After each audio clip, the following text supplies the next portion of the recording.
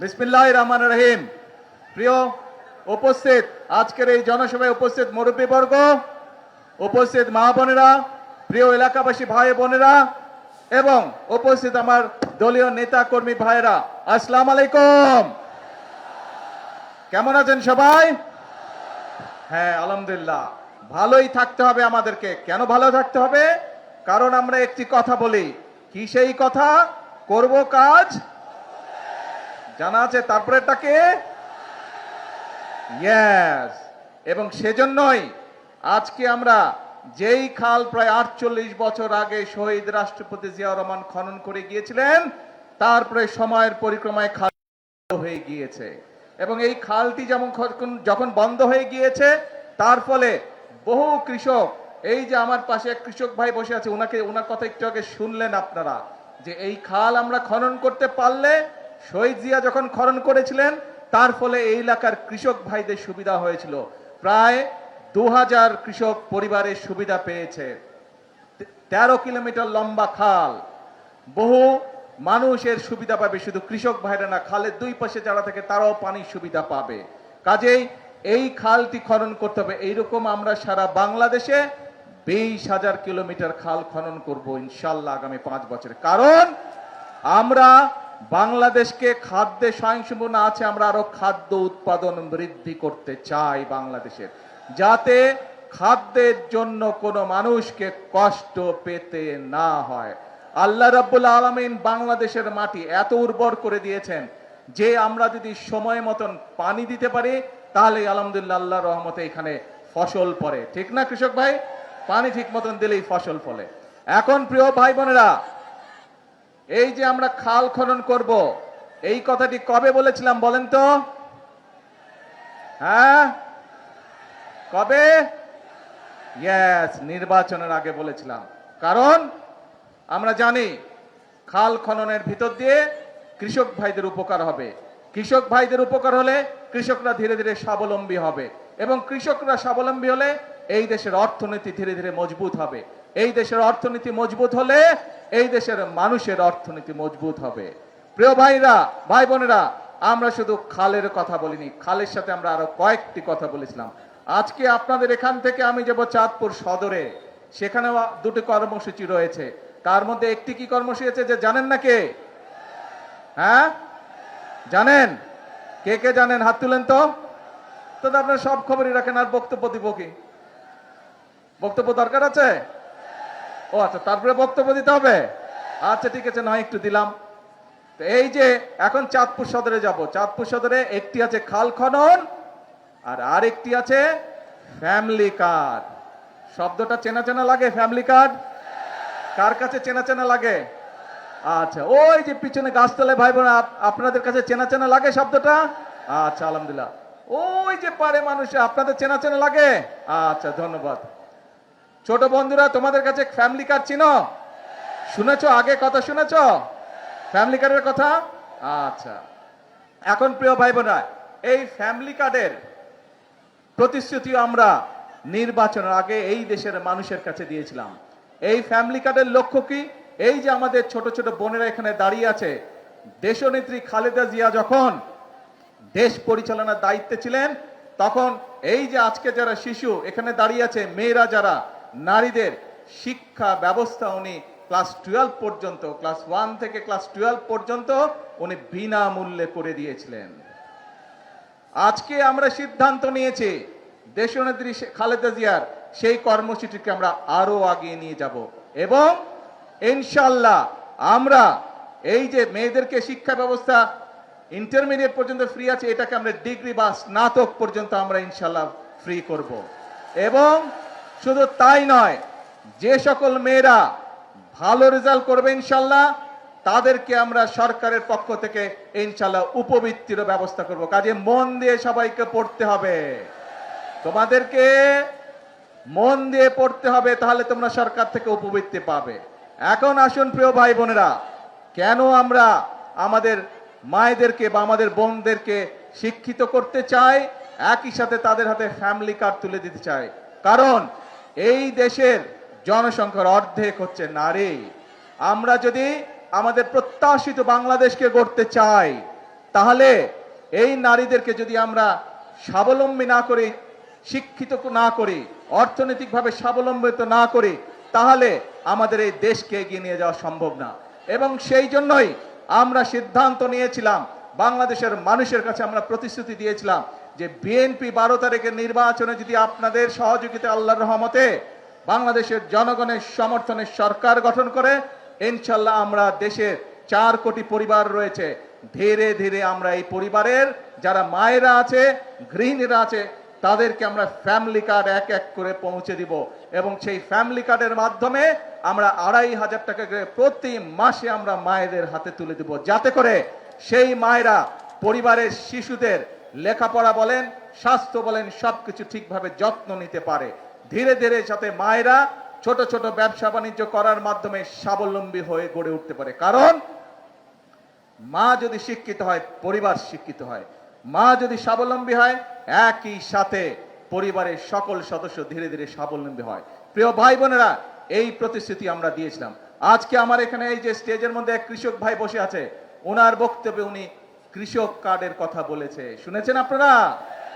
এই কৃষক কার্ডের কাজও কিন্তু খাল খননের কাজ যেমন আমরা শুরু করেছি, ফ্যামিলি কার্ডের কাজ যেমন আমরা শুরু করেছি, আল্লাহর রহমতে কৃষক কার্ডের কাজও আমরা ধীরে ধীরে শুরু করেছি।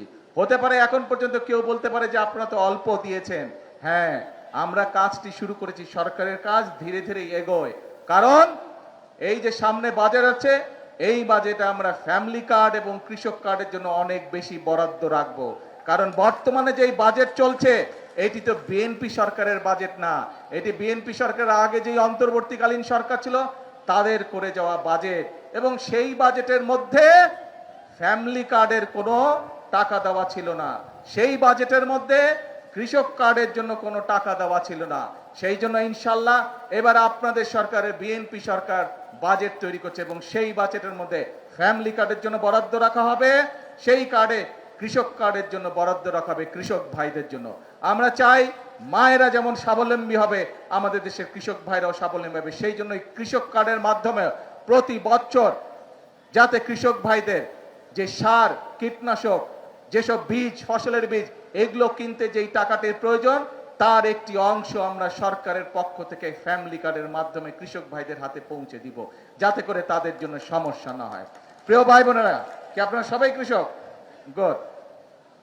প্রিয় ভাই বোনেরা, এখানে টেকনিক্যাল কলেজের কথা বলা হয়েছে। এখানে টেকনিক্যাল কলেজের ডিমান্ড করেছে এমপি সাহেব, করেছে না একটু আগে? আপনাদেরই তো সন্তান, আপনাদেরই সন্তান, কিন্তু এই এলাকার সন্তানই, চাঁদপুরের সন্তানই হচ্ছে বাংলাদেশের শিক্ষামন্ত্রী। আপনাদের সামনে শিক্ষামন্ত্রীকে আমি এখনই বলে যাচ্ছি, যত দ্রুত সম্ভব সেই টেকনিক্যাল কলেজের ব্যাপারে যাতে ব্যবস্থা গ্রহণ করে। প্রিয় ভাই বোনেরা, আমরা নির্বাচনের আগে বলেছিলাম যে এই বাংলাদেশের একটি বড় সমস্যা হচ্ছে বেকার সমস্যা। আমরা চাই আমাদের দেশের তরুণদেরকে এই টেকনিক্যাল নো-হাউ দিতে, এই টেকনিক্যাল ট্রেনিং দিতে, যাতে করে তারা দেশে কোনো একটি কর্মসংস্থানের ব্যবস্থা করতে পারে অথবা নিজেদের ব্যবসা বাণিজ্য তৈরি করতে পারে, যাতে করে দরকার হলে তারা বিদেশেও যেতে পারে এবং বিদেশে যাতে ভালো চাকরির ব্যবস্থা করতে পারে। যদি তাদের টেকনিক্যাল ট্রেনিং থাকে, এখন যেরকম অদক্ষ শ্রমিক চায়, আমরা চাই আমাদের শ্রমিকদেরকে দক্ষ করে গড়ে তুলতে, যাতে বিদেশে গিয়ে তারা বেশি ইনকাম করতে পারে, যাতে করে তারা বেশি বৈদেশিক মুদ্রা দেশে পাঠাতে পারে। অর্থাৎ আমাদের লক্ষ্য একটাই, আমাদের উদ্দেশ্য একটাই, আমরা স্বপ্ন দেখতে চাই না, আমরা পরিকল্পনা গ্রহণ করতে চাই, যেই পরিকল্পনা বাস্তবায়িত হলে দেশের মানুষের উপকার হবে। আমরা পরিকল্পনা গ্রহণ করতে চাই, যেই পরিকল্পনা বাস্তবায়িত হলে দেশ সামনের দিকে এগিয়ে যাবে। আমরা পরিকল্পনা গ্রহণ করতে চাই, যেই পরিকল্পনা বাস্তবায়িত হলে দেশের মানুষের ভাগ্যের পরিবর্তন হবে। প্রিয় ভাই বোনেরা, এখন প্রিয় ভাই বোনেরা, এই যে কথাগুলো বললাম, এই যে পরিকল্পনার কথা বললাম, এই যে আমার লক্ষ্য উদ্দেশ্য আপনাদের সাথে বললাম, আপনারা কি এর সাথে একমত? কারা কারা একমত? কারা কারা একমত? হ্যাঁ, এদিকে। আচ্ছা, ধন্যবাদ। এবার বলেন তো কারা কারা একমত নন আমার সাথে? কেউ তো হাত তুলে না, তাহলে সবাই একমত। তাহলে এখন কিন্তু কাজ একটাই, কাজ একটাই, এই এলাকার 7টা তাজা প্রাণ ঝরে গিয়েছিল স্বৈরাচার বিরোধী আন্দোলনে। 7টা তাজা প্রাণ কেন ঝরে গিয়েছিল? সেই 7টা তাজা প্রাণ, তাদের দাবি ছিল বাংলাদেশের মানুষের গণতান্ত্রিক অধিকার প্রতিষ্ঠিত করা। তাদের দাবি ছিল এই দেশের মানুষের যে ভোটের অধিকারকে ছিনতাই করা হয়েছিল, সেই ভোটের অধিকারকে পুনঃপ্রতিষ্ঠিত করা। প্রিয় ভাই বোনেরা, বিএনপির 7টা প্রাণ ঝরে গিয়েছে বিগত স্বৈরাচার বিরোধী আন্দোলনে।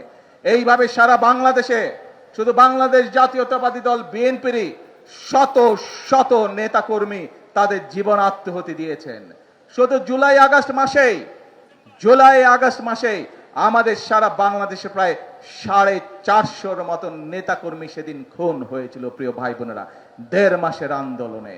এখন প্রিয় ভাই বোনেরা, এই যে মানুষগুলো তাদের জীবন আত্মহতি দিয়েছে, তাদের এই রক্ত কি আমরা বৃথা যেতে দিতে পারি না। তাদের স্বপ্ন যদি বাস্তবায়ন করতে হয়, তাদের মৃত্যুকে যদি মূল্যায়ন করতে হয়, তাহলে আমাদের সকলকে আজ দেশ গঠন বা রাষ্ট্র পুনর্গঠনের কাজে আমাদেরকে হাত দিতে হবে। যদি আমরা ইনশাল্লাহ খাল খনন সমাপ্ত করতে পারি, যদি বাংলাদেশের মানুষের ঘরে ঘরে মায়েদের হাতে ফ্যামিলি কার্ড পৌঁছে দিতে পারি, যদি বাংলাদেশের সকল কৃষক ভাইদের হাতে কৃষক কার্ড পৌঁছে দিতে পারি, যদি বাংলাদেশে আমরা বৃক্ষরোপণ অভিযান সেটি যদি আমরা সমাপ্ত করতে পারি, যদি বাংলাদেশের প্রত্যেক জায়গায় যেখানে যেখানে প্রয়োজন আমাদের তরুণ সমাজকে আমরা শিক্ষিত করে, তরুণ সমাজকে আমরা টেকনিক্যাল ট্রেনিং দিয়ে বিদেশে কর্মসংস্থানের যত প্রেরণ করতে পারি, দেশে কর্মসংস্থানের ব্যবস্থা করতে পারি, তাহলেই প্রিয় ভাই বোনেরা একমাত্র সেই শহীদদের আত্মত্যাগের মর্যাদা দেওয়া সম্ভব হবে। কাজেই আসুন এই আজকের এই খাল খনন অনুষ্ঠানে, এই যে খাল খনন অভিযান শুরু হলো আজকে, যেই অভিযান 48 বছর আগে শহীদ রাষ্ট্রপতি জিয়াউর রহমান শুরু করে দিয়ে গিয়েছিলেন, সেই খাল খনন এই অনুষ্ঠানে আসুন আমরা সকলে প্রতিজ্ঞা গ্রহণ করি। কি প্রতিজ্ঞা? প্রতিজ্ঞা একটাই, এই দেশকে সামনে এগিয়ে নিয়ে যেতে হবে। কি প্রতিজ্ঞা? প্রতিজ্ঞা একটাই, দেশের মানুষের ভাগ্যের পরিবর্তন করতে হবে। এবং আল্লাহ রাব্বুল আলামিন কোরআন শরীফে বলে দিয়েছেন, যে জাতি নিজেদেরকে সাহায্য করে আমি তাকে সাহায্য করি। প্রিয় ভাই বোনেরা, এই খাল যদি খনন না করি, কৃষক ভাইরা কি পানি পাবে না। কাজে খাল খনন করলে কৃষক ভাইরা পানি পাবে। ঠিক একইভাবে আমরা যদি কাজ করি, হাতে হাত মিলিয়ে কাজ করি, বাংলাদেশের 20 কোটি মানুষের 40 কোটি হাত, এই 40 কোটি হাত যদি নেমে আসে, এই 40 কোটি হাত যদি একসাথে কাজ করা ধরে, ইনশাআল্লাহ বাংলাদেশকে আমরা পৃথিবীর বুকে একটি মর্যাদাশীল রাষ্ট্রে পরিণত করতে সক্ষম হব। আজকের এই অনুষ্ঠানে, এই খাল কাটা অনুষ্ঠানে আসুন এটিই আমাদের প্রতিজ্ঞা হোক, এটিই আমাদের শপথ হোক যে আমরা করব কাজ সবার আগে। এটিই হোক আমাদের প্রতিজ্ঞা। আছেন নাকি আমার সাথে? কারা কারা আছেন আমার সাথে দেশ গড়ার কাজে? আলহামদুলিল্লাহ। প্রিয় ভাই বোনেরা, আসুন আজকে থেকে আমাদের কাজ হবে একটাই, সেটা হচ্ছে দেশ গঠন, দেশ গড়া, রাষ্ট্র পুনর্গঠন। এটিই হোক আমাদের প্রতিজ্ঞা। আর আমরা যেরকম নির্বাচনের আগে জনগণের সামনে যে সকল প্রতিশ্রুতি দিয়েছি, ইনশাআল্লাহ অতীতে সব সময় দেখা গিয়েছে বিএনপি যে সকল প্রতিশ্রুতি জনগণকে দেয়, দেশের মানুষের সামনে দেয়, বিএনপি দেশ পরিচালনা করার সময় আস্তে আস্তে সবগুলো প্রতিশ্রুতি তারা বাস্তবায়নের চেষ্টা করে। কাজেই আমরা আমাদের প্রতিশ্রুতি বাস্তবায়ন করব। কিন্তু বিএনপির শক্তির উৎস কারা? বিএনপি শক্তির উৎস বাংলাদেশের জনগণ। সেজন্যই আমরা বলি, সেজন্যই আমরা যারা বিএনপি করি, সেজন্যই আমরা যারা শহীদ রাষ্ট্রপতি জিয়াউর রহমানের দল করি, দেশনেত্রী খালেদা জিয়ার নেতৃত্বে আমরা দল করেছি, আমরা সকলে বলি জনগণই হচ্ছে আমাদের সকল রাজনৈতিক ক্ষমতার উৎস। প্রিয় ভাই বোনেরা, আপনাদের শক্তি হচ্ছে আমাদের শক্তি, আপনাদের সমর্থন, আপনারা যতক্ষণ আমাদের পাশে থাকবেন, আপনাদের সমর্থন যতক্ষণ থাকবে, আমাদের দেশ করার কাজ ইনশাল্লাহ চলতে থাকবে। আল্লাহ হাফেজ। বাংলাদেশ জিন্দাবাদ, বাংলাদেশ জাতীয়তাবাদী দল জিন্দাবাদ। আসসালামু আলাইকুম।